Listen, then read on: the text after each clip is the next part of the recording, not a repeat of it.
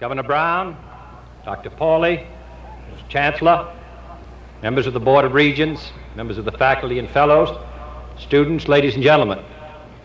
The last time that I came to this stadium was 22 years ago when I visited it in November of 1940 as a student at a nearby small school for the game at Stanford, and we got a much, I must say, I had a much warmer reception today than I did or my co-frères did on that occasion.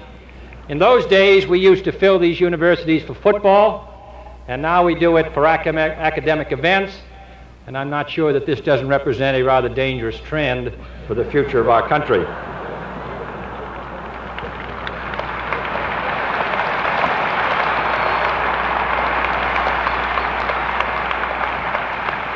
I am delighted to be here on this occasion, which, though it is the 94th anniversary of the Charter, in a sense this is the 100th anniversary. For this university and so many other universities across our country owe their birth to the most extraordinary piece of legislation which this country has ever adopted, and that is the Morrill Act, signed by President Abraham Lincoln in the darkest and most uncertain days of the Civil War, which set before the country the opportunity to build the great land-grant colleges of which this is so distinguished a part. 6 years later, this university obtained its charter, and in its first graduating class it included a future governor of California, a future congressman, a judge, a state assemblyman, a clergyman, lawyer, doctor, all in a graduating class of 12 students. This college, therefore, from its earliest beginnings, has recognized, and its graduates have recognized, that the purpose of education is not merely to advance the economic self-interest of its graduates. The people of California, as much, if not more, than the people of any other state, have supported their colleges and their universities and their schools because they recognize how important it is to the maintenance of a free society that its citizens be well educated. Every man, said Professor Woodrow Wilson, sent out from a university should be a man of his nation as well as a man of his time. And Prince Bismarck was even more specific. 1/3, he said, of the students of German universities broke down from overwork. Another third broke down from dissipation. And the other third ruled Germany. I do not know which third of the students are here today, but I am confident. I am confident that I am talking to the future leaders of this state and country who recognize their responsibilities to the public interest. Today,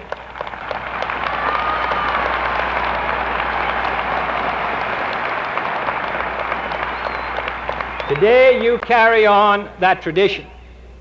Our distinguished and courageous Secretary of Defense, our distinguished Secretary of State, the Chairman of the Atomic Energy Commission, the Director of the CIA, and others, all are graduates of this university.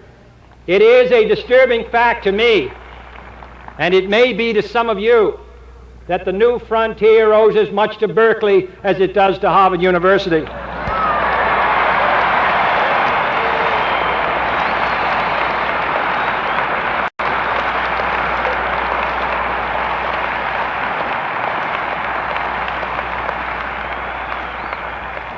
This has been a week of momentous events around the world. The long and painful struggle in Algeria is coming to an end. Both nuclear powers and neutrals labor at Geneva for a solution to the problem of a spiraling arms race, and also to the problems that so vex our relations with the Soviet Union. The Congress opened hearing on a trade bill, which is far more than a trade bill, but an opportunity to build a stronger and closer Atlantic community. And my wife had her first and last ride on an elephant.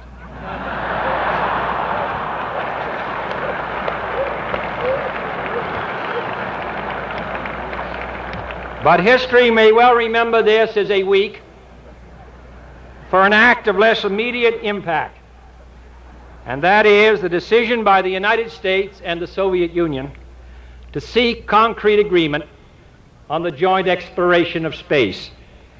Experience has taught us that an agreement to negotiate does not always mean a negotiated agreement. But should such a joint effort be realized, its significance could well be tremendous for us all. In terms of space science, our combined knowledge and efforts can benefit the people of all the nations.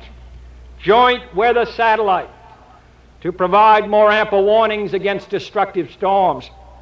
Joint communication systems to draw the world more closely together. And cooperation in space medicine research and space tracking operations to speed the day when man will go to the moon and beyond. But the scientific gains from such a joint effort would offer, I believe, less realized return than the gains for world peace.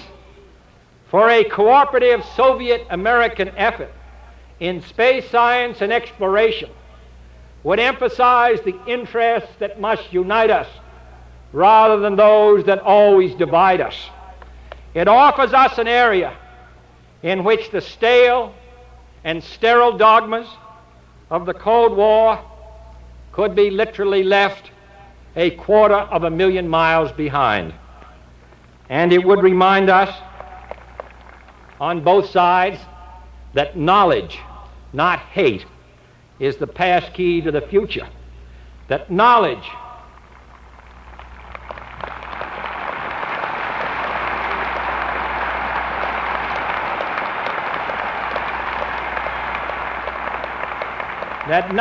transcends national antagonisms, that it speaks a universal language, that it is the possession not of a single class or of a single nation or a single ideology, but of all mankind. I need hardly emphasize the happy pursuit of knowledge in this place. Your faculty includes more Nobel laureates than any other faculty in the world. More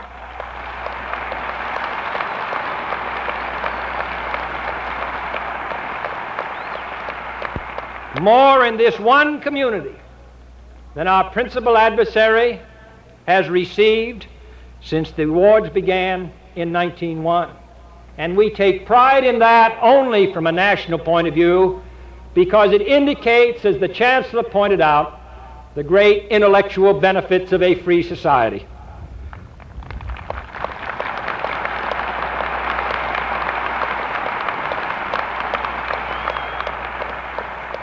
This University of California will continue to grow as an intellectual center because your presidents and your chancellors and your professors have rigorously defended that unhampered freedom of discussion and inquiry, which is the soul of the intellectual enterprise and the heart of a free university. We may be proud as a nation of our record in scientific achievement, but at the same time, we must be impressed by the interdependence of all knowledge. I am certain that every scholar and scientist here today would agree that his own work has benefited immeasurably from the work of men and women in other countries. The prospects of a partnership with Soviet scientists in the exploration of space opens up exciting prospects of collaboration in other areas of learning. And cooperation in the pursuit of knowledge can hopefully lead to cooperation in the pursuit of peace.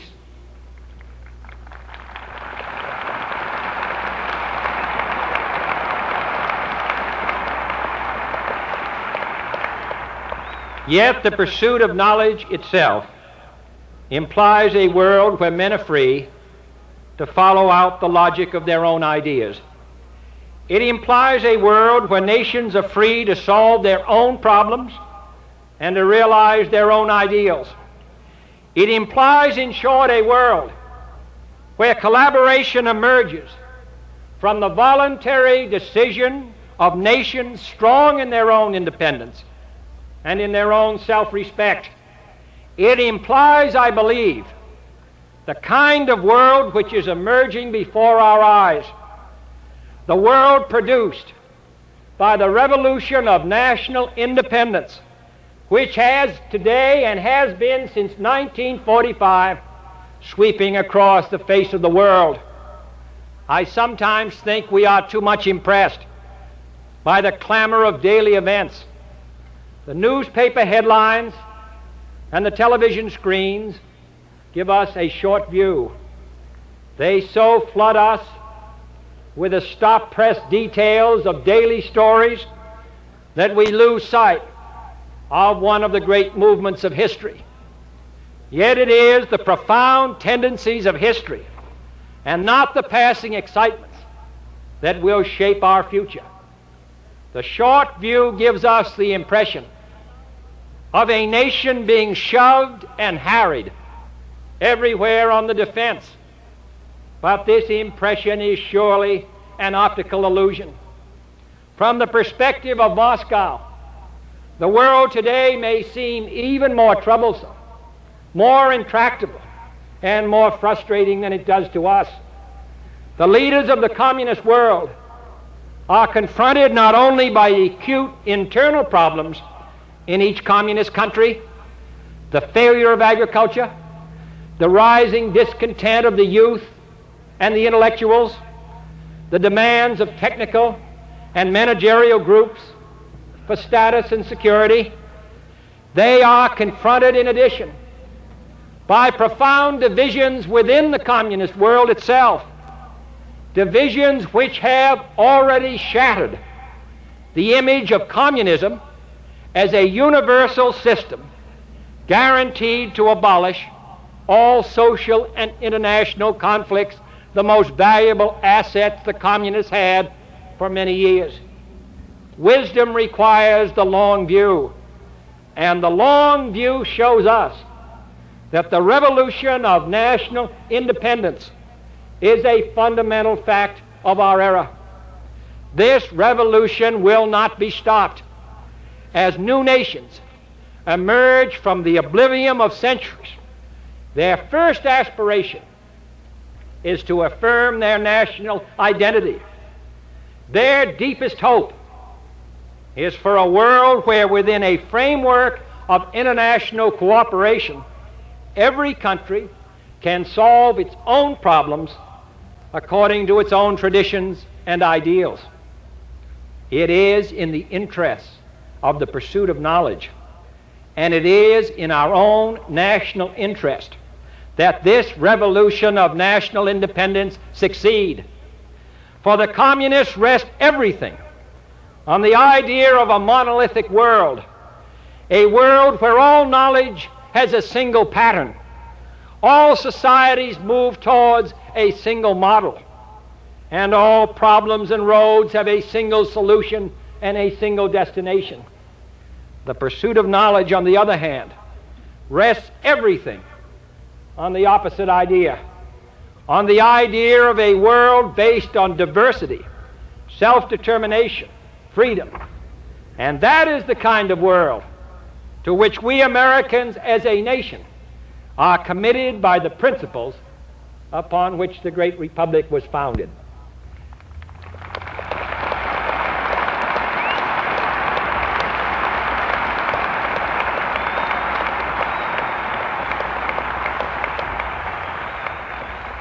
As men conduct the pursuit of knowledge, they create a world which freely unites national diversity and international partnership. This emerging world is incompatible with the communist world order. It will irresistibly burst the bonds of the communist organization and the communist ideology. And diversity and independence, far from being opposed to the American conception of the world order, represents the very essence of our view of the future of the world. There used to be so much talk a few years ago about the inevitable triumph of communism. We hear such talk much less now. No one who examines the modern world can doubt that the great currents of history are carrying the world away from the monolithic idea towards the pluralistic idea, away from communism and towards national independence and freedom. No one can doubt that the wave of the future is not the conquest of the world by a single dogmatic creed, but the liberation of the diverse energies of free nations and free men. No one can doubt that cooperation in the pursuit of knowledge must lead to the freedom of the mind and freedom of the soul. Beyond the drumfire of daily crisis, therefore, there is arising the outlines of a robust and vital world community, founded on nations secure in their own independence and united by allegiance to world peace. It would be foolish to say that this world will be one tomorrow or the day after. The processes of history are fitful and uncertain and aggravating. There will be frustrations and setbacks. There will be times of anxiety and gloom. The specter of thermonuclear war will continue to hang over mankind, and we must heed the advice of Oliver Wendell Holmes of freedom leaning on her spear until all nations are wise enough to disarm safely and effectively. Yet we can have a new confidence today in the direction in which history is moving. Nothing is more stirring than the recognition of great public purpose. Every great age is marked by innovation and daring, by the ability to meet unprecedented problems with intelligent solutions. In a time of turbulence and change, it is more true than ever that knowledge is power. For only by true understanding and steadfast judgment are we able to master the challenge of history. If this is so, we must strive to acquire knowledge and to apply it with wisdom. We must reject oversimplified theories of international life. The theory that American power is unlimited, or that the American mission is to remake the world in the American image. We must seize the vision of a free and diverse world and shape our policies to speed progress towards a more flexible world order. This is the unifying spirit of our policies in the world today. The purpose of our aid programs must be to help developing countries move forward as rapidly as possible on the road to genuine national independence. Our military policies must assist nations to protect the processes of democratic reform and development against disruption and intervention. Our diplomatic policies must strengthen our relations with the whole world, with our several alliances, and within the United Nations. As we press forward on every front to realize a flexible world order, the role of the university becomes even more important, both as a reservoir of ideas and as a repositor of the long view of the shore dimly seen. Knowledge is the great sun of the firmament, said Senator Daniel Webster. Life and power are scattered along its beams. In its light, we must think and act not only for the moment, but for our time. I am reminded of the story of the great French marshal Lyautey, who once asked his gardener to plant a tree. The gardener objected that the tree was slow growing and would not reach maturity for 100 years. The Marshal replied, "In that case, there is no time to lose. Plant it this afternoon." Today,